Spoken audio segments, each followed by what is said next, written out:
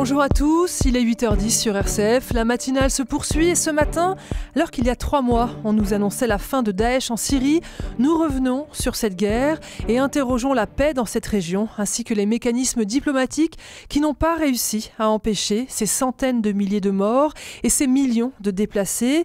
Notre grand invité ce matin est un diplomate, ancien ambassadeur, notamment à Damas, fin connaisseur de ce qui est à l'œuvre dans cette région agitée du monde. Bonjour Michel Duclos. Bonjour madame. Vous venez de publier aux éditions de l'Observatoire La longue nuit syrienne, un livre personnel qui, à partir de vos différentes expériences, à Damas, je l'ai dit, mais aussi à New York, aux Nations Unies, à Moscou et maintenant au sein de l'Institut Montaigne, vous permet de revenir sur cette guerre inédite dans l'histoire du monde contemporain. Michel Duclos, je voudrais d'abord qu'on évoque celui qui est encore à la tête de l'État syrien, Bachar el-Assad. Vous qui l'avez croisé à plusieurs reprises, qui est vraiment Bachar el-Assad ? C'est un homme impitoyable.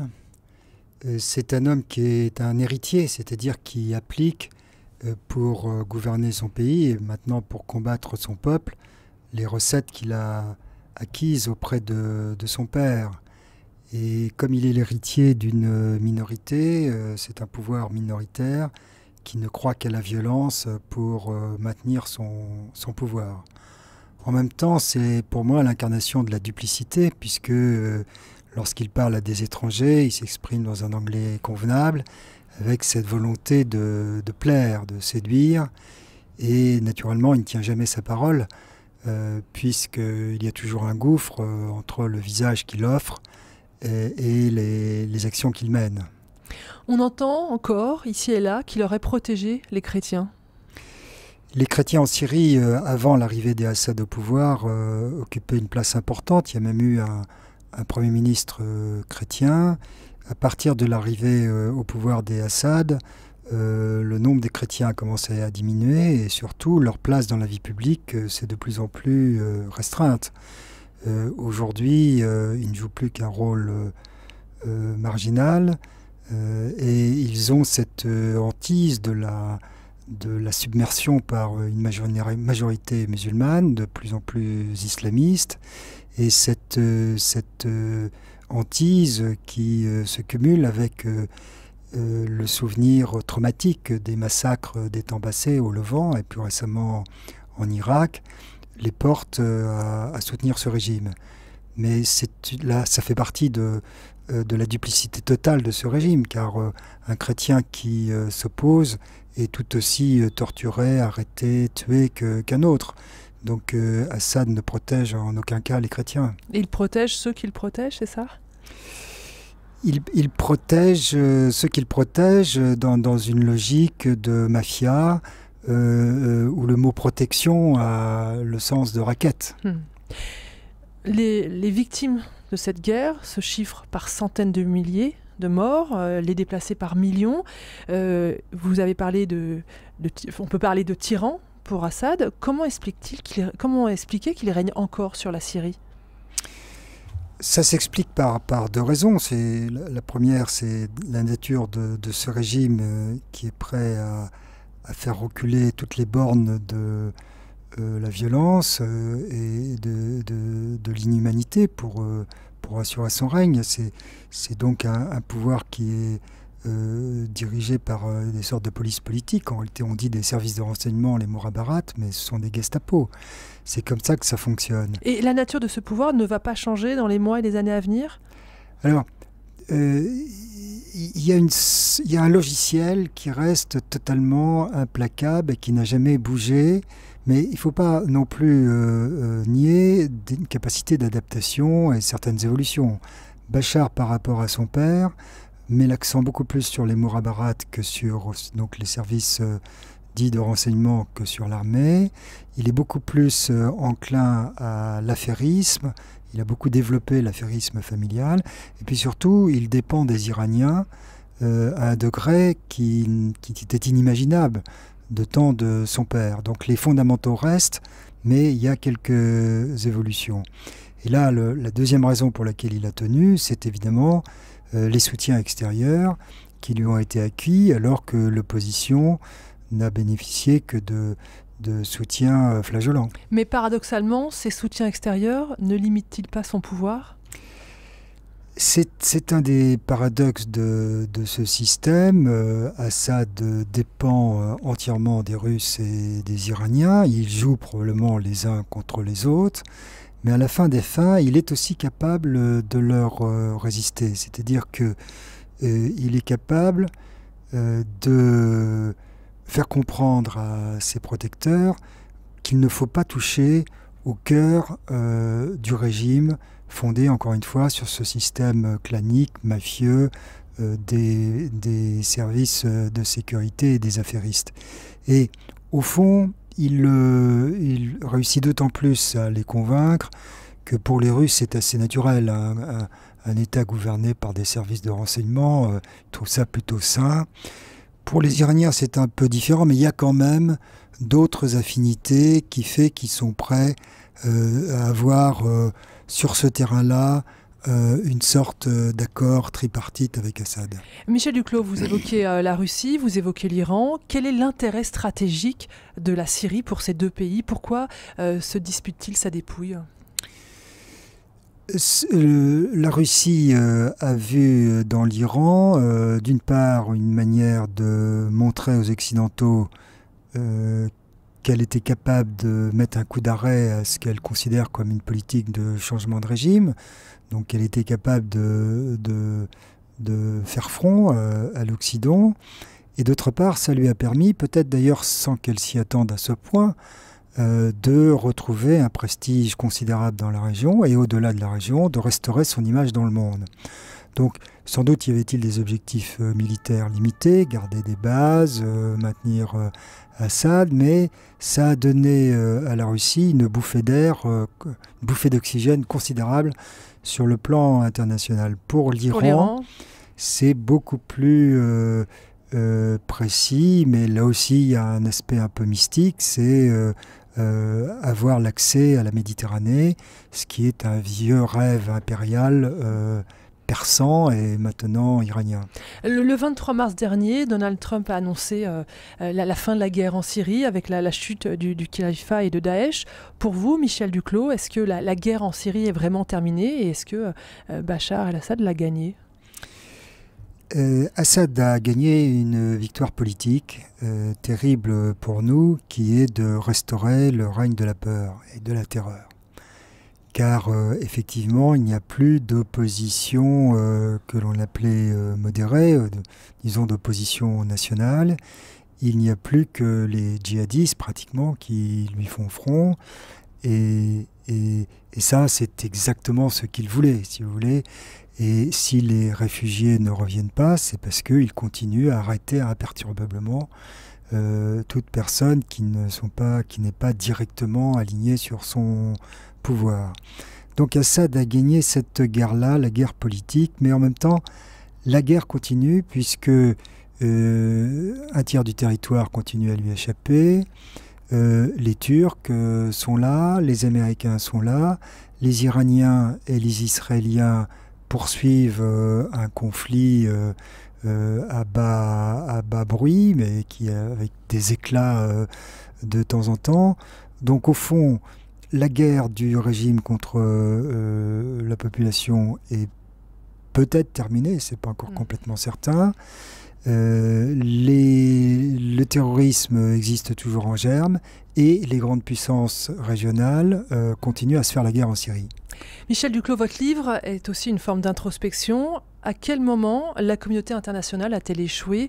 Quels sont les rendez-vous ratés selon vous? Le premier rendez-vous raté, c'est quand même en 2012, lorsque on a laissé s'instaurer la politique de force du régime contre l'opposition. Là, par exemple, on a renoncé à installer une zone de non-survol ou une zone de sécurité. On a laissé faire les bombardements du régime contre les populations qui avaient été libérées par l'armée syrienne libre.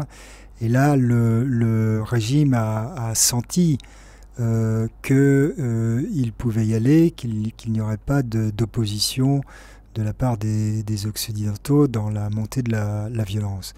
Puis le deuxième mouvement de bascule, c'est évidemment l'été 2013, Les fameuses lignes rouges. Les fameuses lignes rouges que Obama a renoncé à faire respecter, mais qui ne prennent toute leur importance que en combinaison avec la bataille d'Al-Qusair, c'est-à-dire au printemps de cette année, la première bataille où le Hezbollah, donc le parti chiite libanais, est apparu en première ligne de manière extrêmement visible comme se substituant à l'armée syrienne de Bachar al-Assad.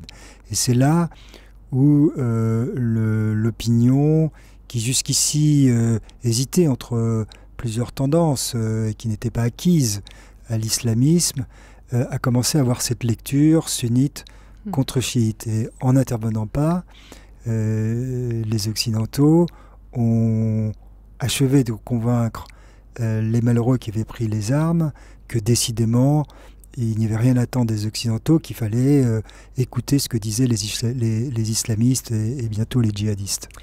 Votre livre est sous-titré « 10 années de diplomatie impuissante ». Est-ce que cette guerre signe l'échec du système onusien ? Le système onusien est en crise depuis un certain nombre d'années. Je mets dans ce livre en perspective ce qui se passe en Syrie avec ce que j'ai connu à New York au moment du conflit irakien, où déjà Kofi Annan avait diagnostiqué le fait que le grand point de désaccord au sein de la communauté internationale était relatif au recours à la force. Et au fond, c'est une prolongation de ce vaste dissensus, si je puis dire, entre les grandes puissances sur le principe du recours à la force. Mais pour dire les choses simplement, il me semble qu'à partir de 2011-2012, Vladimir Poutine a fait le choix de la confrontation systématique avec l'Occident. À ce moment-là, il n'a plus été possible de travailler avec lui, ce qui a paralysé le Conseil de sécurité. De surcroît, en Occident, on a connu un reflux de la tendance à intervenir sur les théâtres extérieurs. Et c'est là où, au contraire, Poutine, lui, s'est mis à intervenir en Ukraine, puis en Syrie. Donc il y a une espèce d'asymétrie, d'inhibition du côté occidental, d'offensive du côté russe, qui conduit pour l'instant à la paralysie du Conseil de sécurité des Nations Unies. Michel Duclos, dans votre livre, vous laissez entendre que ce conflit en Syrie n'est pas sans conséquences sur l'Europe et particulièrement sur une montée des droites extrêmes. Vous parlez des nouveaux autoritaires. Comment vous expliquez ça ? Je ne l'explique pas, je le décris si vous voulez. C'est un fait que, comme je viens de le dire, la Syrie a donné une tribune formidable à Poutine. Ça a aussi contribué à la déstabilisation de la Turquie et donc à ce qu'on appelle la dérive autoritaire de M. Erdogan. Et enfin, à travers l'afflux des réfugiés et les attentats terroristes en Europe, ça a donné un formidable coup de pouce aux populistes, nationalistes, principalement d'extrême droite. Et donc Kaczynski en Pologne, Orban en Hongrie et maintenant Salvini en Italie. Et là, c'est un des grands malentendus et c'est un peu une des raisons pour lesquelles il faut écrire ce genre de livre, d'essayer de faire tirer un bilan du passé. C'est que les Américains notamment, mais aussi un peu nous pensions que la Syrie c'était marginal, c'était un conflit qui n'intéressait que ces peuplades arriérées, etc. Alors qu'en réalité c'était au cœur de nos propres sociétés à nous en Europe. Avec du recul, enfin très peu de recul, mais quand même aujourd'hui, qu'est-ce que représente la guerre en Syrie dans l'histoire de notre monde moderne ?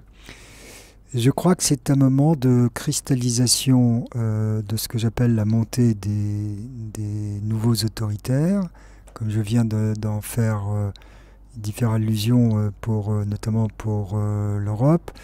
Je crois aussi, malheureusement, je le crains parce qu'on ne peut pas être sûr, mais que ce soit un incroyable recul des normes en matière de droits humanitaires, de droits de l'homme, de droits de la guerre, d'usage des armes prohibées. Plus jamais le plus jamais ça est derrière nous. Et derrière nous, il y a un tabou qui est tombé. Vous avez cité des centaines de milliers de morts.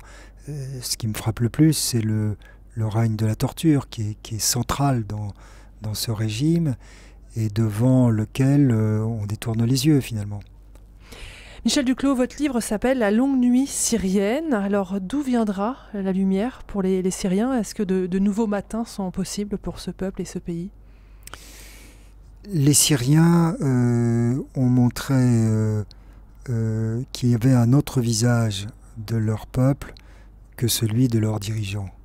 Ils ont été capables de s'opposer à la tyrannie, et je pense que ceux qui ont suivi le drame syrien au fil de ces années ne sont pas tombés dans le piège selon lequel il n'y aurait que des islamistes ou des tortionnaires du régime. Il y a une Syrie des gens des villes éduqués, prospères, ayant fait des études, fondamentalement proches de nous. Et ces réfugiés qui sont arrivés par centaines de milliers en Allemagne à la grande frousse des mouvements d'extrême droite. L'avenir de la Syrie, finalement, il est en Europe. En réalité, s'intègre assez bien. Et donc, l'avenir de la Syrie, il est d'abord dans cette affirmation d'une société civile qui est tout à fait honorable et capable d'être présente dans le monde moderne. Merci beaucoup Michel Duclos. Je rappelle votre livre passionnant, La longue nuit syrienne, 10 années de diplomatie impuissante, c'est publié aux éditions de l'Observatoire. Merci beaucoup d'être le grand invité.